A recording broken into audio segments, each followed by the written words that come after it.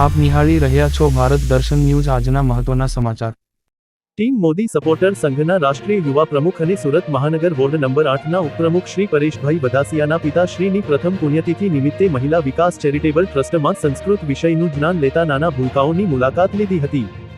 મહિલા વિકાસ charitable trust સંચાલિત સંસ્કૃત પાઠશાળાનું સંપૂર્ણ સુવ્યવસ્થિત સંચાલન શ્રી ચેતનાબેન ગોસ્વામી કરી રહ્યા છે। ચેતનાબેન ગોસ્વામી પોતે કવિ પણ છે। તેઓએ માનનીય વડાપ્રધાન શ્રી નરેન્દ્રભાઈ મોદીજી પર પણ એક સુંદર કવિતા બનાવી છે।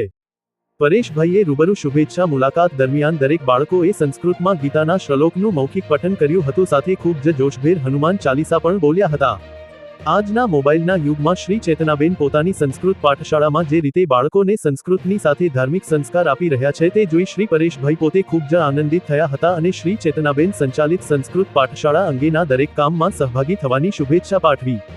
રિપોર્ટર ગણપત સોનગરા, સુરત। भारत माता की जय, वंदे मातरम, जय जय श्री राम।